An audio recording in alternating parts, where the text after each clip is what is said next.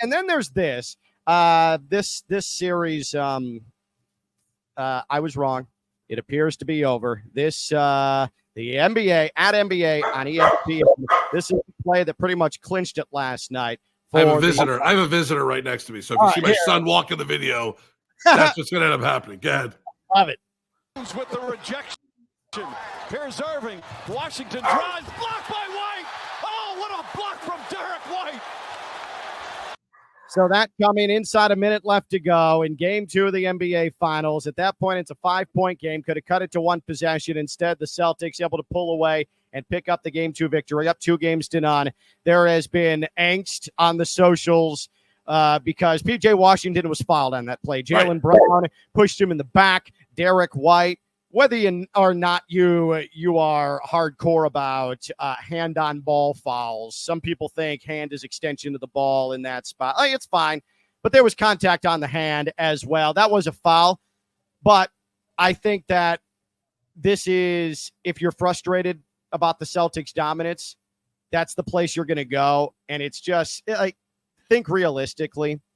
The Mavs didn't deserve to win in game 2. No. Just like they didn't deserve to win in game 1. Still, the ball movement is terrible. Luka's going to do Luka things, but the Celtics are really making him labor and effort. Kyrie Irving refuses to show up for this series.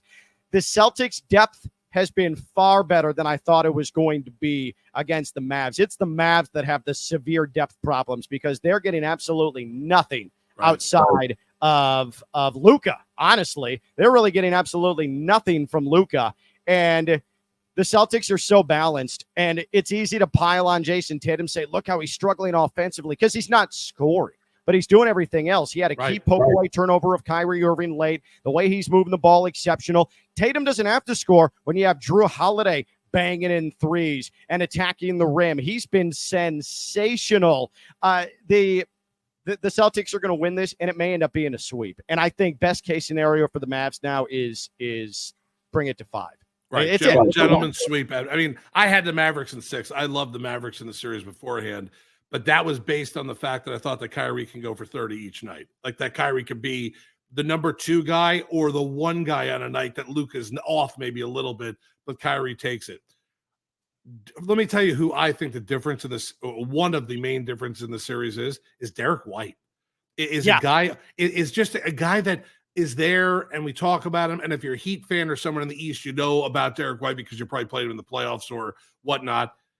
He is a really good player, an underrated guy, not a superstar. He's not Tatum. He's not Brown. He's not Kyrie. He's not Porzingis. He's not Luka. He's not in that category. He's somewhere just underneath that in this series. And I'll tell you, if he has good games offensively and defensively for the next 2 games, I don't think Dallas can win 1.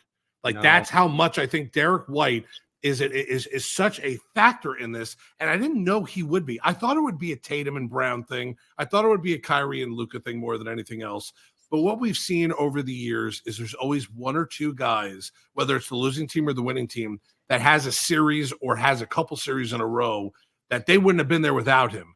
I think the last 2 or 3 years, this Boston team is almost being run by Derek White a little bit. The superstars are on top, and we get that. But this guy, somehow, some way, in every series and every big game, he hits a shot. We saw it against the Heat in the Eastern Conference Finals. We see it every series. And of course, I'm saying that as a Heat fan because I saw it right in front of my eyes. Derek White crushing this team with just a shot here, a shot there, not 35 and 12 every night.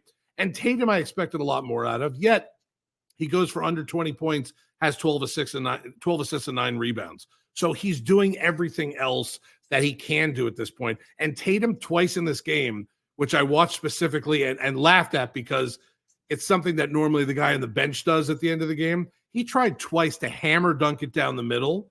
And one of them was one out of a movie where he hit the rim and the ball went flying back like 40 feet. He tried so hard to get himself into the game that it almost could have hurt them. And then Tatum, I think, took a deep breath and went, wait a minute. It's really not my night shooting. I'm going to be the facilitator. Let me get 5 assists in these last 8 or 9 minutes or 12 minutes of the game and go from there. But Derek White, to me right now, the difference maker in this series, and I never thought I would say it. I don't know. Maybe it's I'm getting older and maybe my sensibilities are maturing. I used to be the guy who would say, how is LeBron not dominating? How is he not going off with that size and that speed and that ability when he would go into facilitator mold? I just didn't understand it. Now I do. And I appreciate it a little bit more. Jayson Tatum, and we have a whole offseason, and boy, I know we're going to have a discussion about what Jayson Tatum actually is after the Celtics win this championship. But for now, where he knows he doesn't have to force it, so instead of trying to force it and get himself going, he's just decided he's going to go do everything else, and that everything else is playing winning basketball, distribute, defend, quick to switch, rebound, all that stuff. They don't need him to score when Jaylen Brown is scoring, when Derek White is scoring, when Drew Holiday is scoring, when Al Horford is contributing. They don't need him to score. It's so mature of him with an opportunity to finally win his first championship to just do everything else and get the job done. And we always want to talk about Jayson Tatum and Kobe comparisons. I'm old enough to remember in 2010, a Game 7 against the Celtics in the NBA Finals for the Lakers, where Kobe was a miserable 6 of 24 from the field, 23 points, but he made winning plays all over the place to ensure a championship and a come-from-behind victory. We don't talk about Kobe's Game 7. We talk about the fact that he won his final championship that year. That, to me, is the only discussion we need to be having about Jayson Tatum. He's playing winning basketball despite the fact he's not playing like a superstar.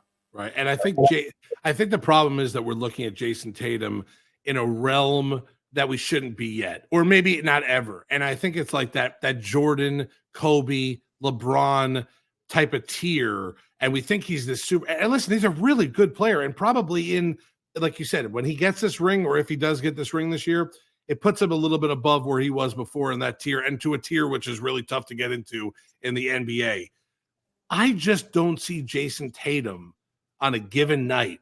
And I go back to a lot of local stuff and hear with the Heat or whatnot, but I go back to a Game 6 where the Heat were playing Boston and LeBron was just about to be eliminated. It was over. It was done if they lost this one. And that's that meme that you always see of LeBron hunched over with his eyes kind of glazed and all that. If you're a Heat fan, you knew that day that LeBron's legacy as a Heat player might have been in before that game. Like if they lost that, we're talking about now 2 years in a row of them not being able to get to where they needed to get to after signing the big three. There's a big problem. I think this was year 2 of the big three before they won the first championship. So they had just lost to Dallas and they shouldn't have the year before. And now all of a sudden you can't make it back to the NBA Finals. And LeBron put on a show like I've almost never seen before. I'm a huge Michael Jordan fan. I still think Michael Jordan is the GOAT. But that night, LeBron showed to me the legacy game for him. I don't think Jayson Tatum has ever been put in a position where he's got a legacy game. And on top of that, I don't think he could do it. And it's not like I don't think he's good, but we can't put him in that tier yet where it's like, okay, this is Game 6. Because maybe he's not been in that game yet. Maybe that's the reason why. But I just don't think he could do that. I think he's a really good player. I just don't think he's in that tier yet. Yeah, I just don't know if he needs it. Like maybe he can be the best player on the Celtics team without being an all-time great. Like I'm perfectly fine. And maybe it's because we've been fed by national media and Northeast media that Jayson Tatum is one of the NBA's best players, or we feel like they tried to push it on us, and it's becoming clear that maybe that's not the case. But I think that's fine, and that's going to be just fine for Jayson Tatum to be an all-time Celtics great. God knows it's worked for Paul Pierce, and Jayson Tatum to me is 10 times better than Paul Pierce. Did you see that clown last night, by the way, with his Celtics chain sitting next to Shaq? I was like, God, this guy is. There's only one city in the world that can handle this guy, right? It's Boston. Like he can't go anywhere else without being ripped, especially down here in Miami. But he can't go anywhere else. He's not liked anywhere. But in Boston, man, they love them some Paul Pierce, and he loves them. I mean, he's part of that Celtics Big Three group that thinks they're a legacy, thinks that they had a more profound impact on the sport than they actually did. They're in their whopping one championship. Kevin Garnett, Paul Pierce. He's the epitome of the self-importance of that one fleeting moment of success for the Boston Celtics. I mean, just embodiment of that franchise and of that fan base. But Jayson Tatum, like, I'm actually going to go to bat for him because he's doing everything he needs to do to finally win a championship, which has been knock number one on him. And then we can focus on where he actually lays within the pantheon of the sport. But for now, who cares? The Celtics are going to be the ones putting the trophy in the air. He's going to be the one fitted for a ring. I hate to say it as a Heat fan, but he gets the last laugh with all of this. We can sit here and say not elite all we want. The fact of the matter is he's about to do something that Jimmy Butler hasn't done in a Heat uniform, and that sucks, but that's the reality for